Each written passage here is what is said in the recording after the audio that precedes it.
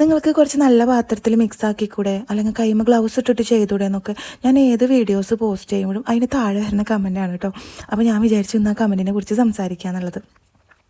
അപ്പോൾ ഞാൻ അതിന് റീപ്ലൈ കൊടുക്കാറുണ്ട്, നമ്മളിവിടെ പൊറാട്ടക്ക് മാവൊന്നല്ല കുഴക്കണമെന്നൊക്കെ പറഞ്ഞിട്ട്. അപ്പോൾ നമ്മൾ ഇതെന്താ ചെയ്യണമെന്നുള്ളത് മനസ്സിലാക്കാണ്ട്, അത് നമ്മളത് എന്താ ഉണ്ടാക്കണമെന്ന് പോലും മനസ്സിലാക്കാണ്ട് നമ്മൾ പേജിൽ കയറി നോക്കുക പോലും ചെയ്യാണ്ട് ഇങ്ങനെ കമൻറ്റ് ഇടുന്നവരടുത്ത് എനിക്ക് പറയാനുള്ളത്, നിങ്ങൾക്കൊരു പക്ഷേ ഇതെന്താ നമ്മൾ ചെയ്യണമെന്നുള്ളത് മനസ്സിലാവാണ്ടായിരിക്കും. അപ്പോൾ ഞാൻ അതിനെക്കുറിച്ചിട്ട് കുറച്ച് ഡീറ്റെയിൽ ആയിട്ട് പറഞ്ഞുതരാമെന്ന് വിചാരിച്ചു. നമ്മൾ മൈലാഞ്ചി ഉണ്ടാക്കാനുള്ള മിക്സാണ് ചെയ്തുകൊണ്ടിരിക്കുന്നത്. ഇത് നമ്മൾ കവറിലാക്കിയിട്ട് സെയിലാക്കാൻ വേണ്ടിയിട്ടൊന്നല്ല.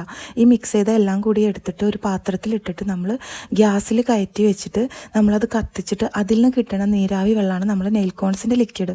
ആ ലിക്വിഡിൽ നമ്മൾ മൈദ ഇട്ടിട്ട് അത് നല്ലപോലെ ബീറ്റ് ചെയ്ത് പേസ്റ്റ് ആക്കി കുഞ്ഞു കുഞ്ഞു റോൾസ് ആക്കി അത് നമ്മൾ ഈ പേസ്റ്റ് ആ റോൾസിൻ്റെ ഉള്ളിൽ ഫില്ല് ചെയ്ത് സീൽ ചെയ്തിട്ടാണ് നമ്മൾ നെയിൽ കോൺസ് ആയിട്ട് സെയിലാക്കുകയാണ് ചെയ്യുന്നത്.